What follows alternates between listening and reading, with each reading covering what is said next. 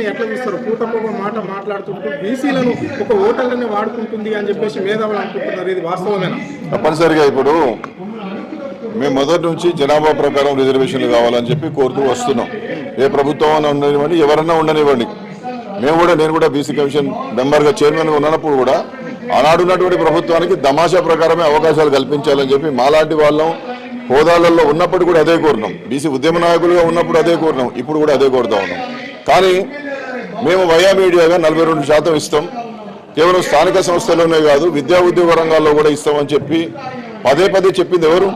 ముఖ్యమంత్రి గారు చెప్పారు, పిసిసి అధ్యక్షుల వారు చెప్పారు, మంత్రులు చెప్పారు. ఇవాళ మీరు దానికి అనుగుణంగా జీవోలు తీశారు. తర్వాత ఆ జీవోను అమలు చేయాల్సినటువంటి దశలో చట్టంలో మార్పు చేయకుండా కేవలం జీవో ఇస్తే ఎట్లా అని చెప్పి హైకోర్టు దాన్ని ఆబ్జెక్షన్ చెప్తే మీరు వాదనలు వినిపించి మీ చట్ట సవరణ చేసి చట్టబద్ధంగా 50% రిజర్వేషన్లు దాటే విధంగా ముందుకు పోవాలి. మీరు ఇచ్చినటువంటి హామీని 42% నిలబెట్టాలి. నిలబెట్టడానికి కావాల్సినటువంటి కార్యాచరణను చట్టబద్ధంగా న్యాయబద్ధంగా నిపుణులతో చర్చించి రాజ్యాంగ నిపుణుల యొక్క ఆలోచనల మేరకు రాజ్యాంగంలో ఏం చెప్పబడ్డది, గతంలో సుప్రీంకోర్టు ఏం చెప్పబడ్డది, ఏ సుప్రీంకోర్టుల యొక్క జడ్జిమెంట్ల సారాంశం ఏంటని చూసి దీన్ని నిలబెట్టే ప్రయత్నం చేస్తారా?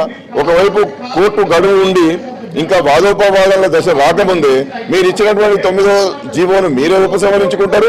మేము 42% ఇవ్వలేమని చెప్పి 46 జీవోను తీసుకొస్తారు. కాబట్టి ఇవాళ బీసీలను మోసం చేసింది ఎవరు? రాష్ట్ర ప్రభుత్వం కాదా? అందుకోసం ఈ విషయాన్ని మేము ఉటంకిస్తూనే ఈరోజు నిరాహార దీక్షలు ఆరంభమైనవి. మాదంతా గాంధీ మార్గం, శాంతియుతంగా. మేము హింసావాదాన్ని ఎప్పుడు కూడా ప్రోత్సహించాం. కృష్ణయ్య గారి నాయకత్వంలో ఉన్నటువంటి ఆ యొక్క స్ఫూర్తి అలాంటిది. ఇవాళ రిలే నిరాహార దీక్షలు రాష్ట్ర వ్యాప్తంగా చేస్తున్నారు. రేపు 29వ తేదీన కూడా రహదారుల దిగ్బంధనం చేస్తాం. ఆ విధంగానే ఎమ్మెల్యేలు, ఎమ్మెల్సీలు, మంత్రుల యొక్క ఇళ్ల ముందు మౌనంగా, శాంతియుతంగా, అహింసా పద్ధతిలో మేము దీక్షలు చేస్తాం. ఆ విధంగానే మేము అన్ని రాజకీయ పార్టీలతో కృష్ణయ్య గారు మేమంతా కూడా మాట్లాడి రాష్ట్రానికి బంద్ ఇవ్వడము, ఆ విధంగానే ఆవరణ దీక్షలు కూడా ఎక్కడికక్కడ చేసేటటువంటి ఒక ఉద్యమ కార్యాచరణ రూపకల్పన చేస్తా ఉన్నాం. ఆషామాషిగా తీసుకోవద్దు. 60% జనాభా కలిగినటువంటి వాళ్లకు, 140 కులాలుగా ఉన్నటువంటి వాళ్లకు మీరే హామీ ఇచ్చి, మీరే మోసం చేసి, మీరే వెనక్కి తగ్గి మీ ఇదిగో అని చెప్పేసి మీరు చేస్తున్నటువంటి మోసపూరిత వాగ్దానాలను మేము ఖండిస్తూ అవి నిలబెట్టుకోవాలి. నిలబెట్టుకోకపోతే మేము ఏం చేయాలో అది చేస్తామనేటువంటి విషయం. మేము 46 జీవో ఇచ్చేసినా అయిపోయింది అనుకుంటున్నారు. 46 జీవో ఇచ్చినా, ఎలక్షన్ కమిషన్ నోటిఫికేషన్ ఇచ్చినా, మీరు షెడ్యూల్ ఇచ్చినా మేము ఇవాళ దీక్షలు చేస్తున్నాం. ఇది ఇక్కడితో ఆగదు, ఇది బలంగా తయారవుతుంది. కాబట్టి ప్రభుత్వం జాగ్రత్తగా ఆలోచించండి. బీసీల యొక్క ఆగ్రహానికి లోను కావద్దు. రేవంత్ రెడ్డి గారికి మనవి చేస్తా ఉన్నాం. బీసీ మంత్రులు, బీసీసీ అధ్యక్షులు బీసీలు ఉన్నటువంటి ఈ రాష్ట్రంలో బీసీలకు అన్యాయం జరుగుతుంటే మీరు పదవుల కోసం పెదవులు మోసుకుంటున్నారు. దీన్ని తీవ్రంగా ఖండిస్తున్నాం. రాజీనామాలు ఇచ్చి మీరు ముఖ్యమంత్రి మీద ఒత్తిడి తీసుకొచ్చి మీరు రోల్ మోడల్ అని మీరు రాహుల్ గాంధీ చెప్పినట్టుగా మీరు నిజంగా రోల్ మోడల్ కావాలి. లేకపోతే ఉద్యమాలు కొనసాగుతూనే ఉంటాయి. రాజకీయ రంగమే కాదు, విద్యా ఉద్యోగ రంగాల్లో 42% రిజర్వేషన్లు సాధించేంత వరకు ఈ ఉద్యమాలు కొనసాగుతాయి. రేపు అసెంబ్లీ ఎన్నికల వరకు కొనసాగుతాయి. రేపు అసెంబ్లీ ఎన్నికల్లో ఎప్పుడు ఎన్నికలు జరిగినా, ఇప్పుడు మీరు లోకల్ బాడీ ఎన్నికలు పెట్టబోతున్నారు కదా, మీకు ఏం జరుగుతుందో చూడండి. బీసీలు ఎంత గుణపాఠం చెప్తున్నారో మీరు దాన్ని కాచుకొని వేచి ఉండాలని చెప్పి మీకు హెచ్చరిక చేస్తూ వెంటనే 46 జీవోను ఉపసంహరించుకోవాలని చెప్పి డిమాండ్ చేస్తున్నాం. పోయిన ప్రభుత్వం 22% ఇచ్చింది, ఇప్పుడు ఈ ప్రభుత్వం కనీసం 17% ఇస్తుంది. అదే అంటున్నాం. వాళ్ళు ఏం చేసినారు? వాళ్ళు ఇచ్చినటువంటి జీవో 46లో డిసైడింగ్ ఆర్డర్ అన్నారు.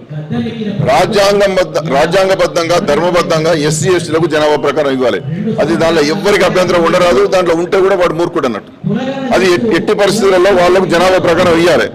ఇచ్చినాక మిగిలిన 50% మిగిలిందే కదా ఇచ్చేది. ఈ 50% మిగిలిన ఇవ్వడానికి మమ్మల్ని ఇన్ని రోజుల నుంచి ఎందుకు మోసం చేస్తున్నాం? 16% వస్తుంది, 10% వస్తుంది. ఎస్టీలు 100% ఉన్నటువంటి ప్రాంతాలలో కేవలం 6% కూడా బీసీలకు రాదు. ఇది అందరికి తెలిసిన ముచ్చటనే కదా. కాబట్టి 22 ఇవ్వలేవు, 23 ఇవ్వలేవు, 17 కూడా ఇవ్వలేవు అని మాకు తెలుసు. అందుకోసమే దాన్ని నిలబెట్టుకోవడానికి కోర్టుల్లో గట్టిగా ఫైట్ చేసి అసాధారణ పరిస్థితులను కల్పించి దాని ప్రకారం ముందుకు పోవాలని మేము కోరినాం. నువ్వు అది నిలబెట్టుకోలేదు కాబట్టి ఈ పరిస్థితి వస్తున్నది. 42 ఇస్తామని మీరు చెప్పారు. గతంలో ఉన్నటువంటి వాళ్ళు ఏం చెప్పలే. మేము 40 ఇస్తాం, 50 ఇస్తాం ఏం చెప్పలే. వాళ్ళు చెప్పకపోవడం తప్పు కాదని నేను అంటలేను, చెప్పడం ఒప్పు కాదని అంటలేను. నేనేమంటున్నా, ఈ వాదాన్ని బయటికి తీసుకొచ్చి ఎన్నికల ప్రణాళికలో చెప్పింది రేవంత్ రెడ్డి గారి నాయకత్వంలో ఉన్నటువంటి కాంగ్రెస్ పార్టీ. కాబట్టి మీరు నెరవేర్చాలి. మరి అనేకమైనటువంటి గతంలో ఉన్నటువంటి ఎన్టీ రామారావు గారు కావచ్చు, మిగతా వాళ్ళు కావచ్చు, కేసీఆర్ గారు కావచ్చు, వాళ్ళకు తోచినంత సేవ చేసిండ్రు. అనేక సంక్షేమ కార్యక్రమాలు తీసుకురావడం జరిగింది. కేంద్ర ప్రభుత్వం ఇవాళ కులగన చేయబోతున్నది. చట్టబద్ధమైనటువంటి రాజ్యాంగబద్ధమైన బీసీ కమిషన్ ఇచ్చారు. 27 మందికి కేంద్ర మంత్రివర్గంలో అవకాశం ఇచ్చారు. గతంలో కూడా అనేకమైన సంక్షేమ కార్యక్రమాలు ఈ రాష్ట్రంలో వచ్చినాయి. బీసీ ఉద్యమాల కారణంగా స్కాలర్షిప్లు వచ్చాయి, మెస్ ఛార్జీలు వచ్చాయి, రియంబర్స్మెంట్ ఆఫ్ ట్యూషన్ ఫీ వచ్చింది, హాస్టల్ వచ్చాయి, రెసిడెన్షియల్ స్కూళ్ళు వచ్చాయి. కాబట్టి ఇవాళ మేమంటున్నది ఏంటంటే మాట గతంలో ఇచ్చినటువంటి వాళ్ళు కొంతవరకు నిలబెట్టుకునే ప్రయత్నం చేశారు. కానీ ఇవాళ మాట ఇచ్చి మోసం చేస్తున్నావు కదా, దగా చేస్తున్నావు కదా, అన్యాయం చేస్తున్నావు కదా. కాబట్టి ఇది మేము నిలదీస్తున్నాం. దీన్ని నెరవేర్చుకోవాల్సినటువంటి అవసరం ఈ రాష్ట్ర ప్రభుత్వం మీద ఉన్నది.